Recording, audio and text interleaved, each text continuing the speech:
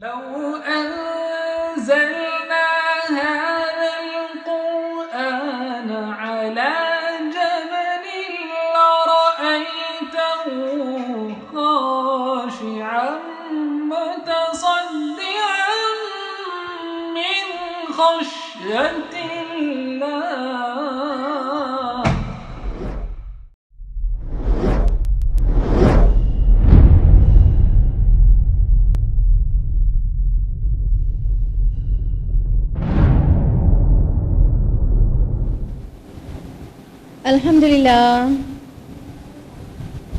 الحمدللہ وکفا علی عبادہ الذین اصطفیٰ خصوصاً علی افضلہم وخاتم النبیین محمد الامین وعلی آلہ واصحابہ اجمعین اما بعد واعوذ باللہ من الشیطان الرجیم بسم اللہ الرحمن الرحیم یاسین والقرآن الحکیم انک لمن المرسلین علی صراط مستقیم تنزیل العزیز الرحیم. بسم اللہ الرحمن الرحیم رب اشرح لی صدری ویسر لی امری واحلل عقدۃ من لسانی یفقہوا قولی.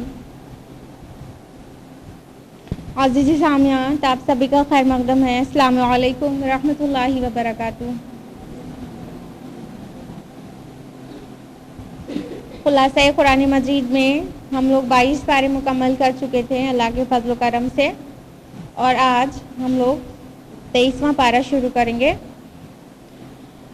23واں پارہ یوں تو سورہ یاسین کے آیت نمبر 22 سے شروع ہوتا ہے، لیکن 22ویں پارے میں سورہ یاسین اسٹارٹ نہیں کیا تھا، اس لیے 23ویں پارے میں یاسین کی پہلی آیت سے ہی جانیں گے. سورہ یاسین سورہ نمبر 36 ہے اور اس میں 5 رکوع اور 83 آیات ہیں.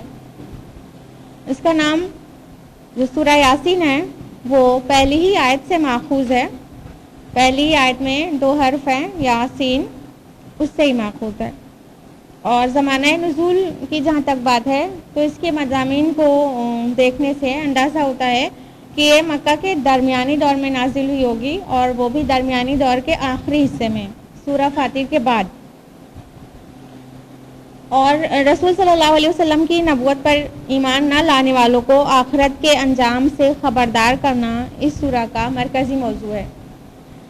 اور غور اگر کریں گے اس سورہ میں تو آپ پائیں گے کہ ایمانیات ثلاثہ جمع کر دیا گیا ہے، یعنی ایمان باللہ، ایمان بالآخرہ اور ایمان بالرسالہ، تینوں ایک ساتھ جمع کر دیا گیا ہے اس سورہ میں. اس سورہ کی کئی فضیلتیں احادیث میں وارد ہوئی ہیں، جیسا کہ ابو داؤد، نسائی اور احمد کی روایات میں ہے کہ اللہ کے رسول صلی اللہ علیہ وسلم نے فرمایا یاسین قرآن کا دل ہے. تو سورہ یاسین کو قرآن کا دھڑکتا ہوا دل اس لیے کہا گیا ہے کیونکہ قرآن کی دعوت جو ہے وہ نہایت پرزور طریقے سے سورہ یاسین پیش کرتی ہے، جس سے غفلت ٹوٹتی ہے اور روح میں حرکت پیدا ہوتی ہے. جس طرح دل دھڑکتا ہے تو پورے باڈی کو ایکٹیو رکھتا ہے، اسی طرح سورہ یاسین کا بھی قرآن مجید میں رول ہے. ابو داؤد، احمد اور ابن ماجہ کی روایات میں ہے کہ اللہ کے رسول صلی اللہ علیہ وسلم نے فرمایا اپنے مرنے والوں پر یاسین پڑھا کرو.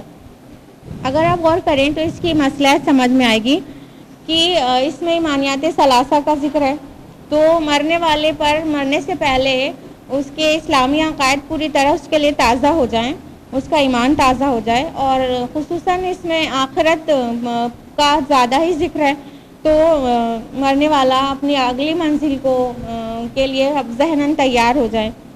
اور جو یہ حدیث ہے کہ مرنے والوں پر یاسین پڑھیں، تو اس کا حق غیر عربی پر تب تک پورا نہیں ہوتا، اس کا مقصد تب تک حل نہیں ہوتا جب تک اس کو ترجمہ بھی پڑھ کے نہ سنا دیا جائے. اگر عربی نہیں جانتا انسان تو ترجمہ سنا دینے کے بعد ہی اس کا فائدہ مل سکتا ہے. اب اس تمہید کے بعد ہم لوگ شروع کریں گے سورہ یاسین. سورہ یاسین کے رکو نمبر 1 میں آیت نمبر 1 سے 12 تک ہے.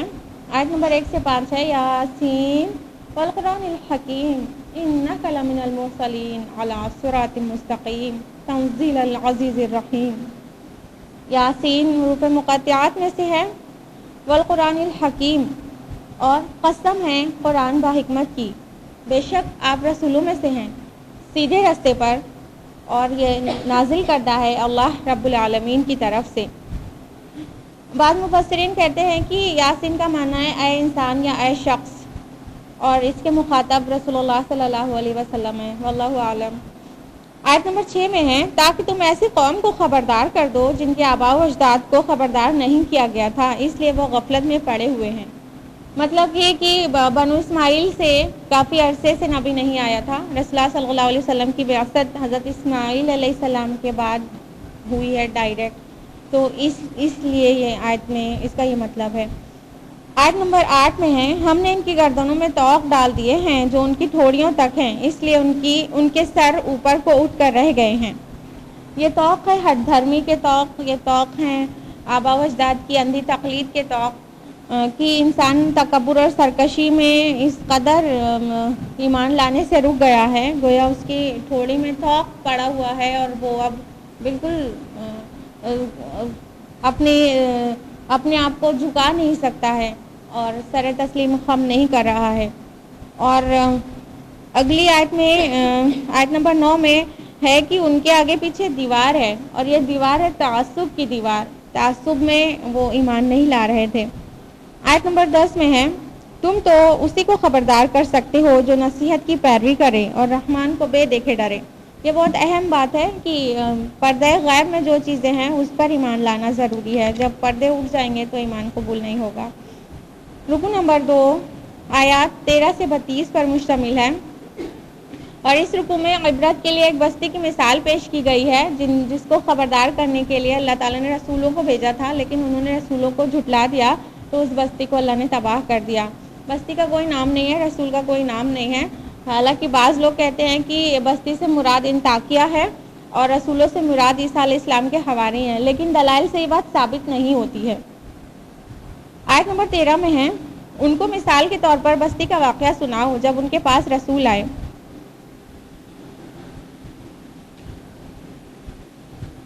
آیت نمبر 14 میں ہے ہم نے ان کے پاس 2 رسول بھیجے تو انہوں نے انہیں جھٹلایا، تو ہم نے تیسرے رسول کو بھیج دیا تائید کے لیے۔ آیت نمبر 18 میں ہے ان لوگوں نے کہا تمہیں تو ہم منحوس سمجھتے ہیں، یعنی ان تینوں رسولوں کو بستی والوں نے کہا کہ ہم منحوس جانتے ہیں آپ لوگوں کو۔ آیت نمبر 20 میں ہے اور شہر کے آخری کنارے سے ایک شخص دوڑتا ہوا آیا اور اس نے کہا اے میری قوم کے لوگوں، رسولوں کی پیروی کرو۔ یہ جو بندہ مومن تھا اس نے لوگوں کو اللہ کی طرف دعوت دی اور رسولوں کی اطاعت کرنے کے لیے کہا، اور ساتھ ہی میں اپنے ایمان کا بھی اظہار کیا، لیکن اس کی بے لاگ باتیں لوگوں پر اتنی سخت اور اتنی ناگوار گزری کہ بستی والوں نے اسے قتل کر دیا۔ تو چونکہ شہید جو ہوتا ہے اللہ کی راہ میں اس کا ٹھکانہ جنت ہے اور فوری جنت ہے۔ اگلی ہی آگے آیت نمبر 26 میں ہے ارشاد ہوا داخل ہو جا جنت میں، تو اللہ تعالیٰ نے اسے جنت میں ڈال دیا۔ آیت نمبر 28-29 میں ہے کہ اس کے بعد جو بستی میں جب قتل کر دیا تھا اس بندہ مومن کو، تو بستی والوں پر اللہ تعالیٰ نے ایک ہولناک آواز کا عذاب بھیج دیا اور تو تباہ کر دیا۔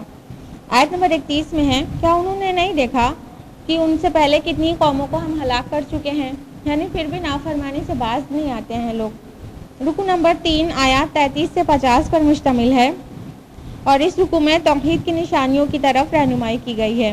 آیت نمبر 33 سے 35 میں ہے کہ اللہ تعالیٰ کس طرح مردہ زمین کو زندگی بخشتا ہے اور غلے اور باغات نکالتا ہے اور اس سے پھل کا نکلنا اور طرح طرح کے ہماری ضروریات کی چیزوں کا اگ جانا اس مردہ زمین سے، یہ اللہ تعالیٰ کی کمال قدرت کی نشانیاں ہیں۔ آیت نمبر 36 میں ہے پاک ہے وہ جس نے ہر قسم کے جوڑے پیدا کیے، خواہ وہ زمین کی نباتات میں سے ہو یا خود ان کی اپنی جنس میں سے یا ان اشیاء میں سے جنہیں یہ جانتے بھی نہیں۔ اللہ سبحانہ تعالیٰ اس آیت میں فرما رہے ہیں کہ ہر چیز کو اللہ تعالیٰ نے بہت ساری چیزوں کو جوڑوں میں پیدا کیا ہے، پیئرز میں، لیکن کئی چیزیں ہم جانتے بھی نہیں۔ تو نباتات اور جنس تو ہم جانتے ہیں، انسان جانور سب جوڑے میں ہیں، میل فیمیل پائے جاتے ہیں سب میں، اور جو لوگ باٹنی پڑھے ہوئے ہیں ان کو پتہ ہوگا فروٹس میں بھی جوڑے ہوتے ہیں، پیئرز ہوتے ہیں، فلاور بھی میل فیمیل ہوتے ہیں، اور کروموزومز بھی پیئر میں ہوتے ہیں، اور اس کے علاوہ غور کریے تو ایٹم میں بھی پیئر ہوتا ہے، الیکٹران کا اور پروٹون کا، اور نیوٹرون نیوٹرل ہوتا ہے، اس طرح تینوں ملا کے ایک پیئر میں ہوتا ہے۔ اسی طرح الیکٹرک کرنٹ جوڑے میں ہوتا ہے، نیگیٹو کرنٹ، پازیٹیو کرنٹ، اور نہ جانے کتنی چیزیں پیئرز میں ہیں۔ اللہ تعالیٰ کہتے ہیں ان چیزوں میں بھی پیئر بنایا ہم نے جن کو یہ جانتے بھی نہیں ہیں۔ تو ابھی کتنی چیزیں ایسی ہوں گی جو ہم نہیں جانے اور کبھی نہیں جانیں گے، کیونکہ اللہ تعالیٰ کہہ رہے ہیں جانتے نہیں ہیں، تو ہم بہت سی چیز جان بھی نہیں پائیں گے، وہ بھی پیئرز میں ہیں۔ آیت 38 میں ہے، اور سورج اپنی جائے قرار کی طرف چلا جا رہا ہے۔ یہ جائے قرار کیا ہے؟ کس طرف سورج چلا جا رہا ہے، کیا منزل ہے اس کی؟ پہلے ایسٹرونومرز اس چیز کو پتہ لگانے سے عاجز تھے کہ جو سورج کی چال ہے وہ کس طرف ہے، کس طرف چکر لگا رہا ہے، لیکن آج وہ اس کھوج کو پہنچ چکے ہیں اور پتہ چل چکا ہے کہ سولر ایپیکس نام کا ایک پوائنٹ ہے ملکی وے گیلیکسی میں جس کے اراؤنڈ سورج چکر لگا رہا ہے۔ تو سورج کس کے اراؤنڈ چکر لگا رہا ہے وہ پتہ چل چکا ہے، سولر ایپیکس کہتے ہیں اس پوائنٹ کو۔ تو اس طرح سورج سولر ایپیکس کے اراؤنڈ چکر لگاتا جا رہا ہے، اور جب اللہ تعالیٰ چاہے گا تب تک وہ لگائے گا۔ آیت نمبر 40 میں ہے، لَلشَّمْسِ يَنبَغِي لَهَا أَن تُدْرِكَ الْقَمَرَ وَلَلَّيْلُ سَابِقُ النَّهَارِ وَكُلٌّ فِي فَلَكٍ يَسْبَحُونَ۔ نہ سورج کے بس میں ہے کہ وہ چاند کو جا پکڑے، اور نہ رات دن پر سبقت لے جا سکتی ہے، اور ہر ایک اپنے اپنے آربٹ میں تیر رہے ہیں۔ تو یہ بات کہ خلا میں جتنی بھی باڈیز ہیں، سورج اور چاند اور اس کے علاوہ بھی، وہ سب کے سب کلن آل سارے کے سارے حرکت کر رہے ہیں، تیر رہے ہیں، اور یسبحون سبحہ سے بنا ہے۔ سبحہ مطلب ہوتا ہے اپنی ایکسس پہ بھی گھومنا، ریولیوشن، اپنی ایکسس پہ بھی گھومنا اور موومنٹ بھی کرنا۔ تو اس طرح جتنی بھی ہیونلی باڈیز ہیں وہ سارے کے سارے اپنے ایکسس پہ بھی گھوم رہے ہیں اور ایک اسپیسیفک آربٹ میں بھی گھوم رہے ہیں۔ تو یہ کلن فی فلک یسبحون 1400 سال پہلے سے قرآن مجید میں موجود ہے، اور یہ سارے ریسنٹ ریسرچز ہیں جو اب یہ واضح کرتے ہیں کہ خلا میں کوئی بھی باڈی اسٹیشنری نہیں ہے، سب کے سب موومنٹ میں ہے۔ آیت نمبر 41 سے 44 میں ہے کہ اللہ تعالیٰ نے ان آیات میں اپنی قدرت کی ایک نشانی بیان کی ہے کہ اللہ تعالیٰ کی رحمت سے انسان کشتیوں میں سفر کرتا ہے اور کشتیوں پہ لدا لدا پھرتا ہے۔ سوچئے پانی بظاہر ڈبانے لائق لگتا ہے، لیکن کشتی کو کس طرح اٹھائے ہوئے پانی پہ کشتی کس طرح چلتی رہتی ہے۔ تو اس طرح ہم سمندر اور دریا کے راستے بھی عبور کر پاتے ہیں۔ تو یہ اللہ کی قدرت کی یقیناً نشانی ہے۔ آیت نمبر 46 میں ہے، جو نشانی بھی ان کے پاس آتی ہے وہ اس سے منہ پھیر لیتے ہیں۔ آیت نمبر 48-49 میں کہا گیا ہے کہ گویا یہ قیامت کے منتظر ہیں۔ رکو نمبر 4 جو کہ آیات 51 سے 67 پر مشتمل ہے، اور اس رکو میں قیامت کے حال اس طور پر بیان کیے گئے ہیں کہ انسان محسوس کرے جیسے قیامت آ چکی ہے اور وہ میدان محشر میں کھڑا ہے۔ آیت نمبر 51-52 سنیے، اور سور پھونکا جائے گا تو یکایک وہ اپنی قبروں سے نکل کر اپنے رب کے پاس دوڑ پڑیں گے، کہیں گے افسوس ہم پر کس نے ہم کو ہماری خوابگاہوں سے اٹھایا۔ یہ وہی ہے جس کا رحمان نے وعدہ کیا تھا اور رسولوں نے سچ کہا تھا۔ آیت نمبر 53 میں ہے، بس ایک ہولناک آواز ہوگی اور دفعتاً وہ سب کے سب ہمارے حضور حاضر کر دیے جائیں گے۔ تو اس طرح قیامت کی بالکل منظر کشی کر دی گئی ہے۔ آیت نمبر 55 سے 58 میں اہل جنت کا تذکرہ ہے، اور آیت نمبر 59 سے 64 میں اہل جہنم کا تذکرہ ہے۔ آیت نمبر 65 ہے، آج ہم ان کے منہ پر مہر لگا دیں گے اور ان کے ہاتھ ہم سے باتیں کریں گے اور ان کے پاؤں گواہی دیں گے کہ وہ کیا کرتے تھے۔ بظاہر سائنس ابھی یہاں تک پہنچ نہیں پائی ہے کہ قوت گویائی بھی ممکن ہے ہاتھ پیر اور اسکن میں، لیکن اللہ تعالیٰ اس پر قادر ہے کہ جس نے زبان کو بولنے لائق بنایا وہ ہمارے ہاتھ پیر سے بھی گواہی دلوا دے۔ رکو نمبر 5 جو کہ آیات 68 سے 83 پر مشتمل ہے، اور اس رکو میں توحید رسالت اور آخرت کے بارے میں منکرین کے شبہات کا جواب دیا گیا ہے۔ آیت نمبر 69 میں ہے، وَمَا عَلَّمْنَاهُ الشِّعْرَ مَا يَنبَغِي لَهُ إِنْ هُوَ إِلَّا ذِكْرٌ وَقُرْآنٌ مُبِينٌ۔ ہم نے اس کو یعنی نبی کو شعر کہنا نہیں سکھایا، اور نہ اس کے یہ شایان شان ہے، یہ تو ایک یاد دہانی ہے اور واضح قرآن ہے۔ رسول اللہ صلی اللہ علیہ وسلم نے شعر کبھی نہیں کہا، اور جب بھی کوئی شعر کہتے تھے تو ان سے غلطی ہو جاتی تھی۔ ایک بار مرتبہ آپ کوئی شعر کہہ رہے تھے پھر غلطی ہو گئی تو حضرت ابو بکر نے ہنس کر کہا کہ ہم گواہی دیتے ہیں کہ آپ اللہ کے رسول ہیں. تو اللہ کے رسول کو بھی شعر کہنا ہی نہیں آیا, کوئی شعر بغیر غلطی کے کہہ ہی نہیں پائے. اللہ تعالیٰ نے واضح کیا ہے قرآن مجید میں یہاں پر بھی اور سورہ شعراء میں بھی کہ ہمارے رسول شعر و شاعری نہیں کرتا ہے, یہ اللہ کا کلام پیش کرتا ہے. آیت نمبر 77-78 میں ہے کہ کیا انسان نے غور نہیں کیا کہ ہم نے اس کو نطفے سے پیدا کیا, پھر وہ کھلا ہوا جھگڑالو بن کر اٹھ کھڑا ہوا. وہ ہمارے لیے مثالیں بیان کرتا ہے اور اپنی پیدائش کو بھول جاتا ہے. کہتا ہے کہ ہڈیوں کو کون زندہ کر سکتا ہے جب وہ بوسیدہ ہو چکی ہوں. اہل مکہ کے لیے سب سے کڑوی گولی یہ تھی کہ لائف آفٹر ڈیتھ پہ بلیو کرنا, تو وہ ان کے لیے سب سے کٹھن بات تھی. ورنہ اسلام کے اخلاق کو وہ جانتے تھے, لیکن بس یہ نہیں چاہتے تھے کہ ہم کو کوئی یہ بات کا یقین دلائے کہ ہم جو کچھ کر رہے ہیں ہمیں جواب دینا ہوگا. تو پھر ان کا پوری منمانی اور نفس پرستی چھوڑنا پڑ جاتا نا. آیت نمبر 79 میں ہے کہ کہو وہی زندہ کرتا ہے جس نے ان کو پہلی مرتبہ پیدا کیا اور وہ ہر مخلوق کو جانتا ہے. آیت نمبر 82-83 میں ہے انما امرہ اذا اراد شیئا ان یقول لہ کن فیکون. وہ جب کسی چیز کا ارادہ کرتا ہے تو اسے حکم دیتا ہے ہو جا, اور وہ ہو جاتی ہے. فسبحان الذی بیدہ الملکوت کل شیء والیہ ترجعون. تو پاک ہے وہ جس کے ہاتھ میں ہر چیز کا مکمل اقتدار ہے اور اسی کی طرف تم لوٹائے جاؤ گے. یہ تھی سورہ یاسین کی آخری آیت اور اس کے ساتھ ہی سورہ یاسین مکمل ہوتی ہے. اور اگلی سورہ نمبر 37 ہے سورہ صافات. سورہ صافات میں 5 رکوع اور 182 آیات ہیں. اور اس کی جو پہلی آیت ہے وہ صافات یعنی قسم ہے صف بستہ فرشتوں کی, اسی نسبت سے اس سورہ کا نام سورہ صافات ہے.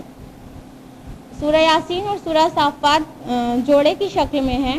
اس کا یہ ایکسٹینشن معلوم ہوتی ہے سورہ صافات سورہ یاسین کا ایکسٹینشن, کہ جیسے آگے اس کا سیکنڈ اس کا پارٹ ہو, وہی موضوع ہے اس کا بھی. اور مضامین سے معلوم تو یہ مضامین میں جو سے اندازہ ہوتا ہے اس سے تو یہ سورہ مکہ کے دور متوسط کی معلوم ہوتی ہے, لیکن جو اس کا ردم اور چھوٹی چھوٹی آیات ہیں 5 رکوع میں 182 آیات, تو یہ چھوٹی چھوٹی آیات اور ردم تو بتاتا ہے کہ یہ شروعاتی دور میں نازل کردہ سورہ ہے. واللہ اعلم. اور اس سورہ میں اللہ کے واحد ہونے کی دلیل ملائے اعلیٰ کی شہادت سے پیش کی گئی ہے اور نہ ماننے کے نتیجے میں ملنے والی سزاؤں کی ایک جھلک دکھائی گئی ہے. اور تنبیہ اور تفہیم کے ساتھ ساتھ ترغیب کا حق بھی پوری طرح سے ادا کیا گیا ہے.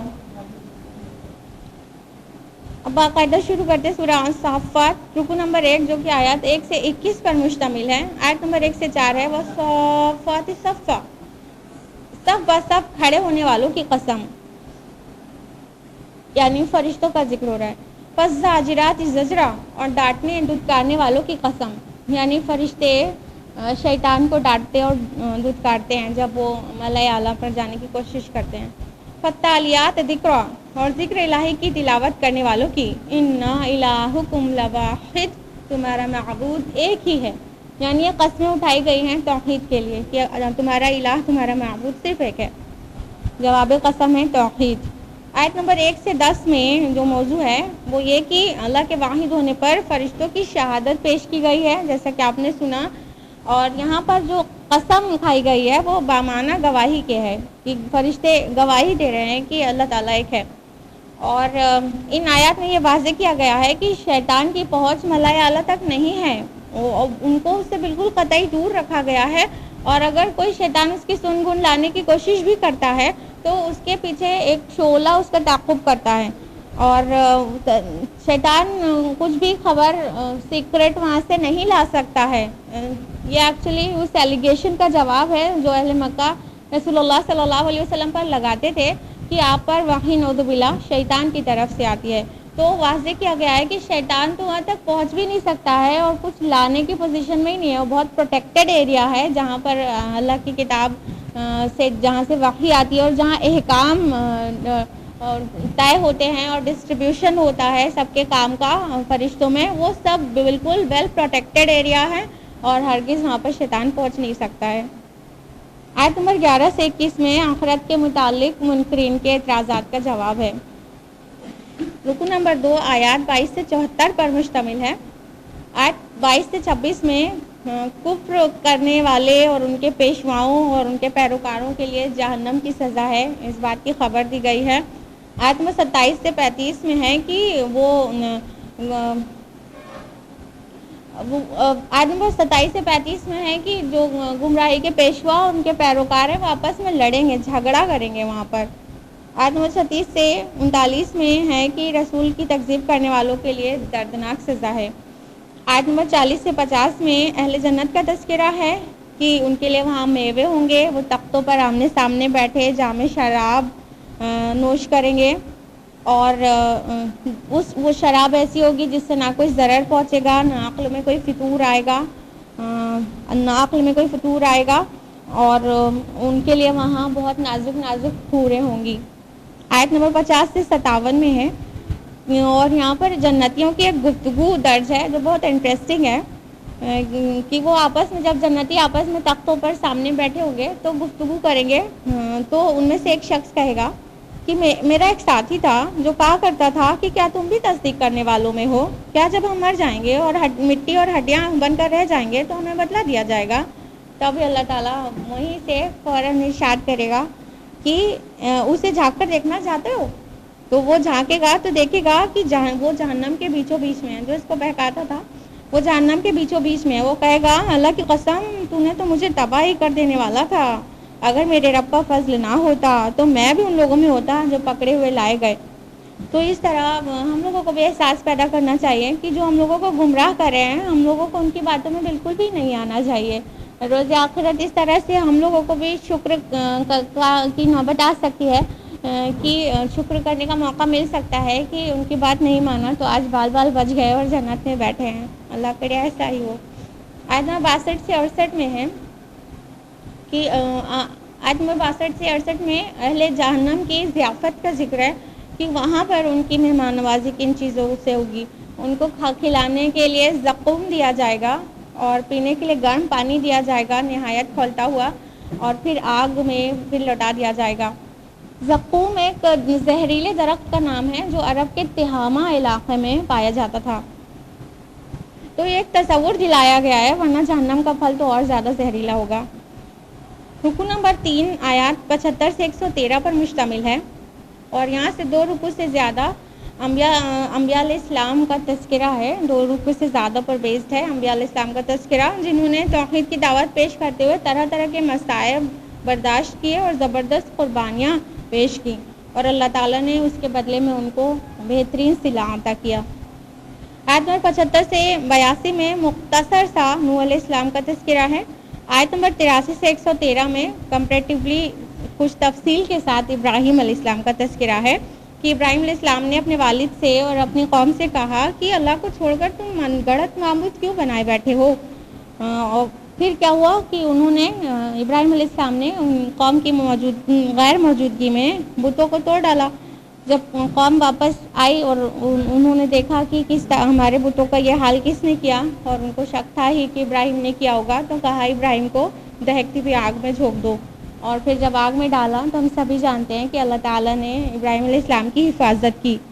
تب تک اتمام حجت ہو چکی تھی ابراہیم علیہ السلام کی طرف سے، اس لیے ابراہیم علیہ السلام نے وہاں سے ہجرت کی اور عراق سے ہجرت کر کے فلسطین پہنچ گئے، اور جب تک ان کے پاس کوئی اولاد نہیں تھی تو انہوں نے دعا کر ڈالی، اے میرے رب مجھے صالح اولاد نصیب فرما۔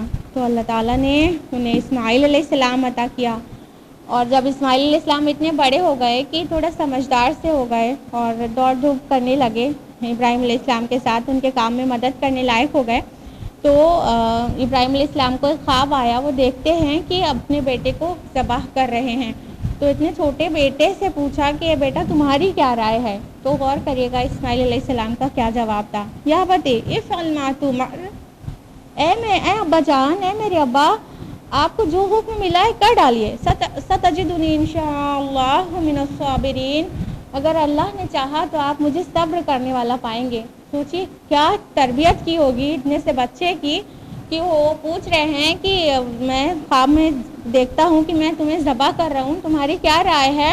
تو وہ کہہ رہے ہیں چھوٹا سا بچہ کہ اے ابا جان آپ کو اللہ کی طرف سے جو حکم ملا ہے کر ڈالیے، آپ مجھے صبر کرنے والا پائیں گے. سبحان اللہ. یہ تربیت کی ضرورت ہے. اپنی اولاد کو اس طرح کی تربیت دینا چاہیے کہ اللہ سے زیادہ محبت کسی سے نہ ہو، اللہ کے علاوہ کسی کا خوف نہ ہو.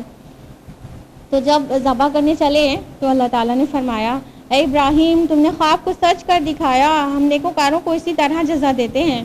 اور اللہ تعالیٰ نے اسماعیل علیہ السلام کو بچا لیا، اور اس کے بعد ابراہیم علیہ السلام کو اور بھی اولاد نصیب کی، اسحاق علیہ السلام سے نوازا.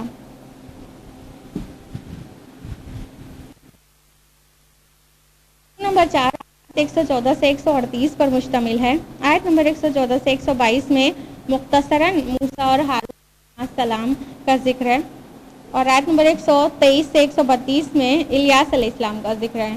الیاس علیہ السلام کا بائبل میں نام ایلیا ہے، اور وہ بنی اسرائیل میں سے تھے، اور ان کا زمانہ 9ویں صدی قبل مسیح یعنی 900 BC بتایا جاتا ہے.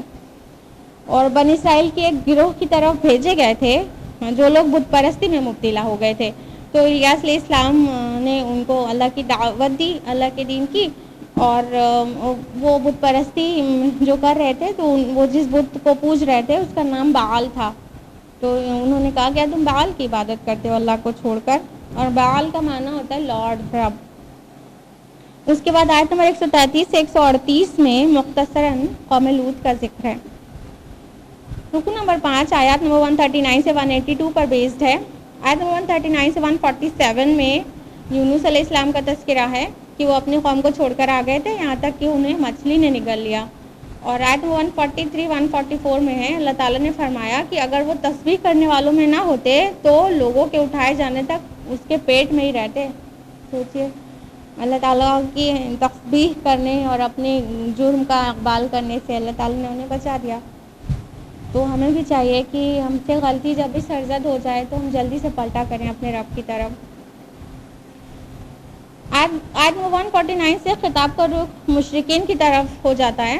آیت 149 سے 160 میں ان کے من گڑت خیالات کی تردید ہے. آیت 149 150 میں ہے ان سے پوچھو کیا تمہارے رب کے لیے بیٹیاں ہیں اور ان کے لیے بیٹے؟ کیا ہم نے فرشتوں کو عورتیں بنایا ہے اور یہ اس کے شاہد ہیں؟ آیت 154 میں ہے کیا ہو گیا ہے، کیسا فیصلہ کرتے ہو؟ تو مشرکین مکہ فرشتوں کو اللہ تعالیٰ کی بیٹیاں کہتے تھے نا، اور تو اللہ تعالیٰ کہہ رہا ہے کہ ہمارے لیے بیٹیاں اور اپنے لیے بیٹے پسند کرتے ہیں. اپنے لیے بیٹی کو کتنا ناپسند کرتے تھے وہاں کے لوگ. آیت 164 سے 166 میں فرشتوں کا بیان ہے اس کے جواب میں. اور ہم میں سے ہر ایک کا مقام مقرر ہے اور ہم سب بستہ رہنے والے ہیں اور ہم تسبیح کرنے والے ہیں.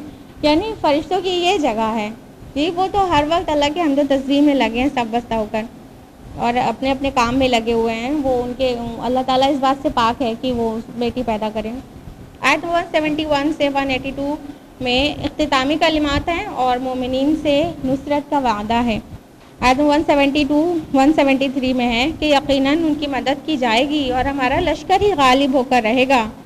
آیت 180 سے 182 میں ہے سبحان ربک رب العزت عما یصفون، پاک ہے تمہارا رب العزت ان باتوں سے جو یہ بیان کرتے ہیں. وسلام علی المرسلین، اور سلام ہے، سلامتی ہے رسولوں پر. والحمدللہ رب العالمین، اور ساری کی ساری حمد و شکر اللہ کے لیے ہے جو تمام جہانوں کا پروردگار ہے. اس کے ساتھ ہی سورہ صافات بھی مکمل ہوتی ہے. اور اب ہم لوگ بڑھتے ہیں سورہ صاد کی طرف. سورہ صاد سورہ نمبر 38 ہے، مکی سورہ ہے یہ بھی. اس میں 5 رکوع اور 88 آیات ہیں، اور اس سورہ کے آغاز میں ہی حرف صاد استعمال ہوا ہے، اسی کی نسبت سے اس کا نام سورہ صاد ہے. زمانہ نزول اس کا جو ہے وہ نبوت کا 10واں یا 11واں سال ہے، اور اس کا مرکزی مضمون تذکیر ہے اس پہلو سے کہ اللہ تعالیٰ کی طرف انابت اور رجوع پیدا ہو جائے. چنانچہ انبیاء علیہ السلام کی سیرتوں کے اس پہلو کو نمایاں کیا گیا ہے اس صورت میں بہت بہت واضح کر کے. رکوع نمبر 1 آیات 1 سے 14 پر مشتمل ہے. آیت نمبر 1 اور 2 ہے صاد والقرآن ذی الذکر وللذین کفروا فی عزۃ وشقاق. صاد یاد دہانی بھرے قرآن کی قسم، مگر انکار کرنے والے تکبر اور ہٹ دھرمی میں مبتلا ہیں. آیت نمبر 5 میں ہے، منکرین حق نے کہا کیا اس نے تمام معبودوں کی جگہ ایک معبود بنا ڈالا؟ یہ تو بڑی عجیب بات ہے۔ آیت نمبر 6 to 8 میں ہے کہ آیت نمبر 6 سے 8 میں کفار کے اعتراضات پر کلام ہے۔ آیت نمبر 9 سے 14 میں اللہ تعالیٰ کا جواب ہے، کیا وہ زمین اور آسمان پر اقتدار رکھتے ہیں؟ ان سے پہلے جنہوں نے رسولوں کو جھٹلایا تھا ان پر میرا عذاب واقع ہو گیا۔ یہ بس 2 جواب دیا گیا ہے اس بات کا۔ رکو نمبر 2 آیات 15 سے 26 پر مشتمل ہے، اور آیت نمبر 17 سے 48 میں انبیاء علیہ السلام کی سیرتوں کے وہ پہلو نمایاں کیے گئے ہیں جس سے رجوع اور انابت پتہ چلتی ہے اور اس کی بہترین مثالیں ہیں۔ آیت نمبر 17 میں ہے، ہمارے بندے داؤد کا حال بیان کرو جو قوت والا تھا، وہ اللہ کی طرف بڑا ہی رجوع کرنے والا تھا۔ اب یہاں سے لے کے اس رکوع کے آخر تک داؤد علیہ السلام کا ہی تذکرہ ہے۔ آیت نمبر 21 میں ہے، کیا تمہیں مقدمے والوں کی خبر پہنچی ہے جو دیوار چڑھ کر خلوت گاہ میں گھس آئے؟ داؤد علیہ السلام عبادت میں مصروف تھے اور کچھ لوگ دو لوگ دیوار پھاند کر ان کے بالکل جہاں پر اکیلے تھے وہاں پر گھس آئے اور اپنا مقدمہ کچھ اس طرح پیش کیا۔ آیت نمبر 23 میں ہے، یہ میرا بھائی ہے، اس کے پاس 99 دمبیاں ہیں اور میرے پاس 1 دمبی ہے، اس نے کہا یہ میرے حوالے کر دو، اور بحث نے مجھے دبا لیا۔ تو داؤد علیہ السلام نے فرمایا، آیت نمبر 24 میں ہے کہ اس نے یقیناً تم پر ظلم کیا۔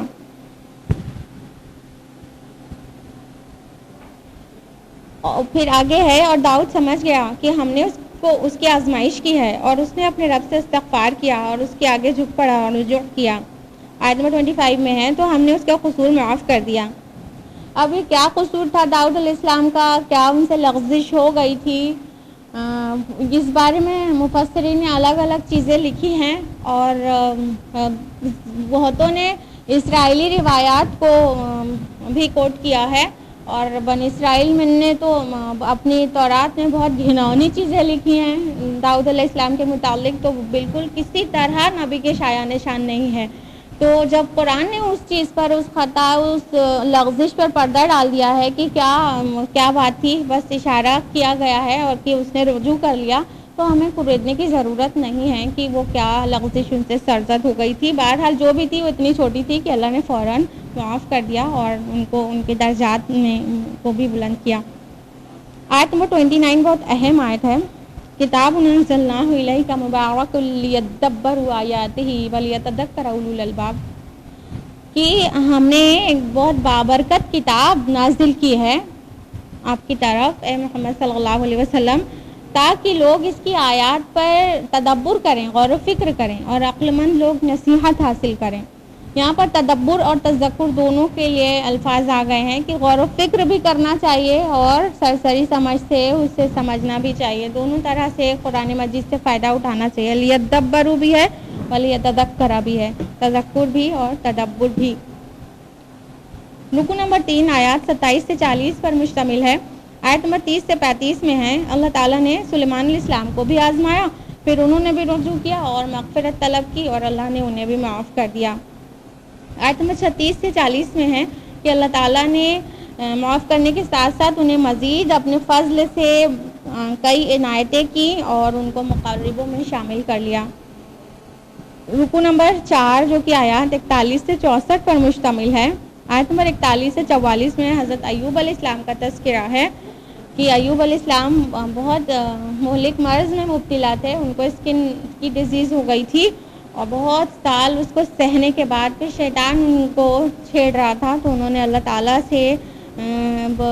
تعالیٰ کو پکارا اور کہا کہ اے رب، شیطان نے مجھے ضرر پہنچائی، تو اللہ تعالیٰ نے فرمایا کہ اپنا پیر تم مارو زمین پر، اس سے ایک چشمہ جاری ہو جائے گا، اور جب انہوں نے اس چشمے سے غسل کیا اور اس کے پانی کو پیا تو ان کی بیماری دور ہو گئی اور بہت بالکل شفا یاب ہو گئے، اور پھر اللہ تعالیٰ نے ان کی فیملی ان کو پھر سے اہل و عیال عطا کر دیا اور اس سے زیادہ بھی اولاد سے نوازا، اور انہوں نے جو قسم کھا لی تھی اس کو پورا کرنے کا طریقہ بھی بتا دیا۔ آیت نمبر 45 میں ہے کہ اور ہمارے بندے ابراہیم، اسحاق اور یعقوب کو یاد کرو جو قوت عمل اور بینائی رکھنے والے تھے۔ آیت نمبر 48 میں ہے اور اسماعیل اور الیسع اور ذوالکفل کو یاد کرو، یہ سب نیک بندوں میں سے تھے۔ بس ایسا ہی مختصر میں سے ذکر ہے۔ آیت نمبر 49 سے 54 میں متقیوں کے لیے جنت کے انعامات کا تذکرہ ہے، اور آیت نمبر 55 سے 64 میں اہل جہنم کے لیے عذاب کا تذکرہ ہے کہ اور وہاں پہ ان کی باہمی تکرار کا بھی تذکرہ ہے کہ وہ لوگ کہیں گے کہ اے رب، جن لوگوں نے ہمیں اس انجام تک پہنچایا ہے ان کو جہنم میں دوہرا عذاب دیجیے، ڈبل پنشمنٹ۔ رکوع نمبر 5 آیات 65 سے 88 پر مشتمل ہے۔ آیت نمبر 65 سے 70 میں ہے۔ اللہ تعالیٰ فرماتا ہے کہ اے نبی سے کہہ دیجئے کہ میں صرف خبردار کرنے والا ہوں اور اللہ کے علاوہ کوئی معبود نہیں ہے، اور قیامت آ کر رہے گی جس چیز کے ساتھ تم بے توجہی برت رہے ہو۔ آیت نمبر 71 سے 85 میں ہے تخلیق آدم اور ان کے مسجود ملائک ہونے کا تذکرہ ہے کہ آدم علیہ السلام کو اللہ تعالیٰ نے مٹی سے پیدا فرمایا اور پھر فرشتوں کو حکم دیا فَإِذَا سَوَّيْتُهُ وَنَفَخْتُ فِيهِ مِن رُوحِي فَقَعُوا لَهُ سَاجِدِينَ، جب میں اسے پورا بنا چکوں اور اس کی ناک پر الگ سنوار دوں تو تم سب اس کے آگے سجدے میں گر جانا، اور میں اپنی روح میں سے پھونک دوں تو تم سب اس کے آگے سجدے میں گر جانا۔ تو تمام کے تمام فرشتوں نے سجدہ کیا سوائے ابلیس کے، اور اس نے اپنے تکبر کی بنیاد پر سجدہ نہیں کیا، تو اللہ تعالیٰ نے اسے مردود قرار دیا۔ تو اس نے کہا کہ یا رب مجھے مہلت دی جائے قیامت تک کے لیے۔ اللہ تعالیٰ نے کہا آپ کو مہلت دی گئی، تو اس نے کہا کہ میں آپ کے بندوں کو بہکاؤں گا، تو اللہ تعالیٰ نے کہا کہ جو تمہاری بات میں آ جائے گا ان سب سے جہنم کو بھر دوں گا۔ آیت نمبر 87 اور 88 ہے جو آخری آیات ہیں۔ ان ہوا الا ذکر للعالمین، یہ تو ایک یاد دہانی ہے تمام جہاں والوں کے لیے۔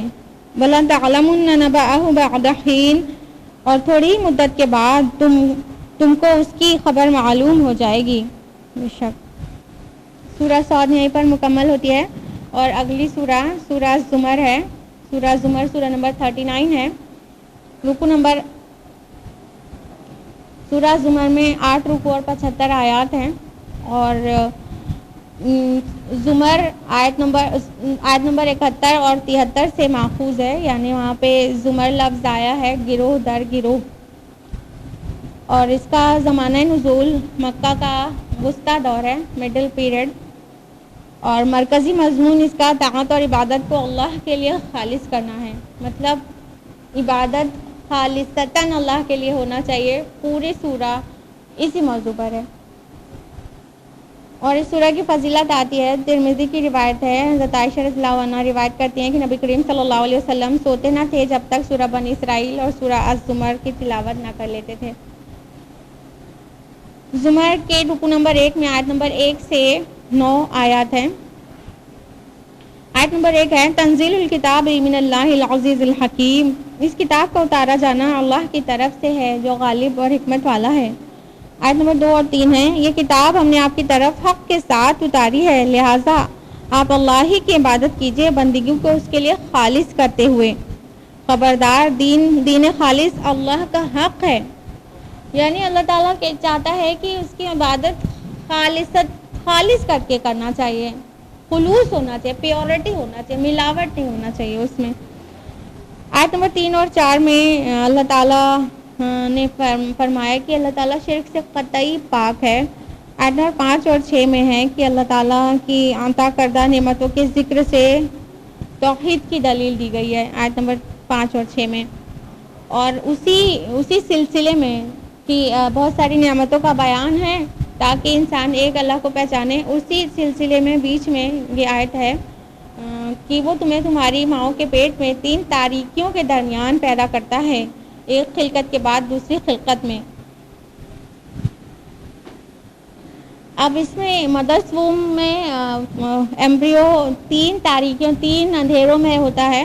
یہ 3 اندھیرے کیا ہیں اس وقت شاید سمجھنا محال تھا، لیکن آج سائنس ایڈوانس ہو چکی ہے۔ ماڈرن ایمبریولوجی کے اکارڈنگلی پروفیسر کیتھ مور کہتے ہیں، جو کہ اناٹومی ڈپارٹمنٹ کے پروفیسر ہیں ٹورنٹو یونیورسٹی کینیڈا میں، پروفیسر کیتھ مور کہتے ہیں کہ یہ 3 جو ڈارکنیس بتائی گئی ہیں قرآن میں، وہ فرسٹ تو ہے ایبڈومینل وال آف دی مدر، اس کے بعد اس کے اندر ہے یوٹرائن وال، اور تھرڈ ہے ایمنیو کوریونک ممبرین۔ تو ایمبریو اتنی والز میں اندر کی طرف ہوتا ہے، اس کو 3 ڈارکنیس کہا قرآن مجید نے، 3 تاریکیوں میں، مطلب یہاں تاریکی سے مراد حفاظتی پردے ہیں کہ ایمبریو کتنا محفوظ رہتا ہے ماں کے پیٹ کے اندر۔ آیت نمبر 9 میں ہے قل هل يستوي الذين يعلمون والذين لا يعلمون انما يتذكر اولو الالباب، کہ کہہ دیجئے کہ کیا علم والے اور علم نہ رکھنے والے دونوں برابر ہوتے ہیں کہیں؟ اور نصیحت تو عقل مند ہی قبول کرتے ہیں۔ تو اللہ تعالیٰ کو اتنا محبوب ہے علم والا بندہ، اور علم والے اور بغیر علم والے ہرگز اللہ کی نظر میں برابر نہیں ہیں۔ رکو نمبر 2 آیات 10 سے 21 پر مشتمل ہے، اور اس رکو میں 2 گروہوں کا فرق بتایا گیا ہے، جو ایک خالص اللہ کا پرستار ہے اور دوسرا جو ہے وہ غیر اللہ کا پرستار ہے۔ آیت نمبر 11 اور 12 میں ہے قل انی امرت ان اعبد اللہ مخلصا لہ الدین، آپ کہہ دیجئے مجھے حکم دیا گیا ہے کہ میں اللہ کی عبادت کروں، دین کو اس کے لیے خالص کر کے، وامرت لان اکون اول المسلمین، اور مجھے حکم دیا گیا ہے کہ میں سب سے پہلے فرما برداروں میں سے بنوں۔ آیت نمبر 15 اور 16 میں ہے کہو حقیقی خسارے میں رہنے والے وہ لوگ ہیں جنہوں نے قیامت کے دن اپنے آپ کو اور اپنے اہل و عیال کو خسارے میں ڈال دیا، جان لو یہی کھلا ہوا خسارہ ہے، ان پر آگ کا سایہ ہوگا ان کے اوپر سے اور نیچے سے، اور یہ ہے وہ جس سے اللہ اپنے بندوں کو ڈراتا ہے، اے میرے بندو میرا تقوی اختیار کرو۔ تو اللہ تعالیٰ تو بالکل بھی چاہتا ہے کہ اس کے بندے آگ سے بچ جائیں، اسی لیے تو کتابیں نازل کی، مگر بندے ہیں کہ بچنا نہیں چاہتے۔ آیت نمبر 17 میں ہے اور جن لوگوں نے طاغوت کی عبادت سے اجتناب کیا اور اللہ کی طرف رجوع کر لیا ان کے لیے خوشخبری ہے۔ اور اس بارے میں آخری رکوع ہے سورہ زمر کا، رکوع نمبر 3 آیات 22 سے 31 پر مشتمل، اور اس رکوع میں قرآن کی رہنمائی قبول کرنے والوں کی خصوصیات اور ان کی جزا بیان کی گئی ہے، اور اسے اعراض کرنے والوں کے کو برے نتائج سے آگاہ کیا گیا ہے۔ آیت نمبر 22 میں ہے کیا وہ شخص جس کا سینہ اللہ نے اسلام کے لیے کھول دیا اور وہ اپنے رب کی طرف سے روشنی پر ہے، اس شخص کے برابر ہو سکتا ہے جو تاریکیوں میں بھٹک رہا ہو؟ آیت نمبر 23 ہے اللہ نے بہترین کلام نازل فرمایا ہے، ایک ایسی کتاب جس کی آیات ایک دوسرے سے ملتی جلتی ہے اور اس قابل ہے کہ بار بار دہرائی جائیں، اور اس سے ان لوگوں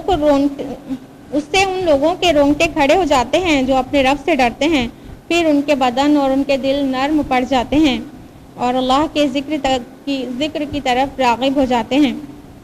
آیت نمبر 26 ہے جھٹلانے والوں کو اللہ نے دنیا کی زندگی میں بھی رسوائی کا مزہ چکھایا اور آخرت کا عذاب تو بہت بڑا ہے، کاش یہ لوگ جانتے ہوتے۔ آیت نمبر 29 میں ایک مثال بیان کی گئی ہے کہ ایک شخص جس کے کئی آقا ہوں اور دوسرا شخص ہے جس کا صرف ایک ہی آقا ہو، دونوں برابر ہیں کہیں؟ یعنی جو انسان کا ایک آقا ہو اس کے لیے کتنا آسان ہے، مالک جو آرڈر دے گا اس کو کریں گے، اور ایک انسان اگر کئی آقا کا بیک وقت غلام ہو تو اس کے لیے کتنی مصیبت ہو جائے گی کہ ایک کچھ آرڈر دے رہا، دوسرا کچھ اور، تیسرا کچھ اور، تو کس قدر اس کے اندر کنفیوژن اور مطلب جھنجھلاہٹ والی سچویشن ہے۔ تو یہ مثال توحید اور شرک کی ہے۔ توحید پر رہنے والوں کو دلی اطمینان نصیب ہوتا ہے اور شرک کرنے والوں کو بے چینی اور بے سکونی نصیب ہوتی ہے۔ اس کے ساتھ ہی 23واں پارہ یہیں پر مکمل ہو جاتا ہے الحمدللہ، لیکن ابھی سورہ زمر پوری نہیں ہوئی ہے، 24ویں پارے میں پھر انشاءاللہ سورہ زمر کو کنٹینیو کیا جائے گا۔ آج کے لیے اتنا ہی۔ اللہ تعالیٰ ہم سب کو قرآن مجید کے ذریعے راہ ہدایت پر ڈال دے اور ہم سب کو صراط مستقیم پر جما دے، آمین۔